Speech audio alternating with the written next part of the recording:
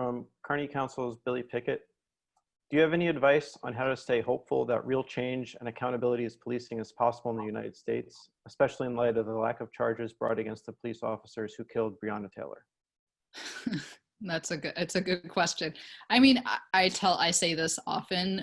So if you've heard me say it before, I'm sorry to be a broken record, but I think, again, thinking back to the work that I do and the period I studied in my book, Decolonization After World War II, if in 1945, if you would have said by 1960, over 20 African countries would have gained independence, you would have been laughed out of any room, including the rooms where anti-colonial nationalists were struggling and deciding how to think about the future of the world, right?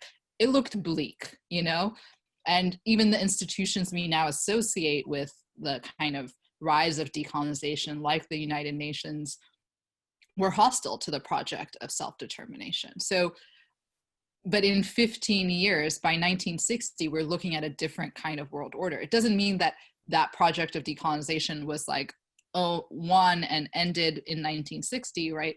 But we were in a different stage or phase of the fight than we were in 1945. So in some ways that gives me hope, because it's a reminder that politics is not set in stone. It's not stuck in time. It's not a frozen experience. It changes very rapidly, right? I mean, if nothing else, I think the last 4 years should tell us our conditions, our contexts, our conjunctures could be completely transformed in a matter of months. That's also a lesson of the 2020 protests. When we went into lockdown in March 15 or whatever it was, if you had told people by the end of May, we will be living through the greatest resurgence of protest mobilization in the United States and in the world, people would have thought you were crazy, right? So I think remaining attentive to the real political contingencies that structure our lives is that's really important.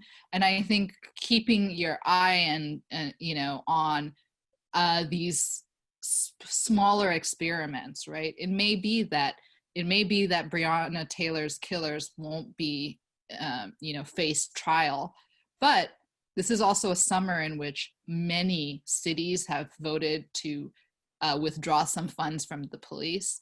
It's a moment in which students around at universities in K through 12 are insisting that they don't want police in their schools and on their campuses, and are winning some of those fights. So to me, I look at this moment as one of not failure, but one of lots of promising possibilities. And it's not to say that they'll be realized, but there's, I think, much to feel optimistic about. And Michael?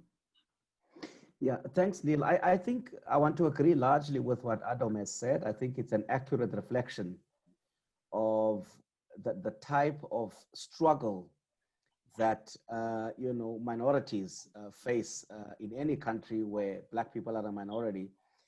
And I think that in the South African context, one of the biggest challenges that we will continue to face for some time in the future will be how do we reconcile the political freedoms that we enjoy at the moment versus the kind of economic inequality that still exists and which appears to be deepening over time. And I mean, one can just say that one cannot de-link racism, and the need to resolve racism away from economic equality, because that's fundamentally where the battle is really, is if you want to deal with racism, you need to deal with structural inequality in the economy. You can't do it any other way. And so South Africans recognize, and we've learned that, as we work towards a country that's more inclusive, we will have to deal with the economic inequality that is there.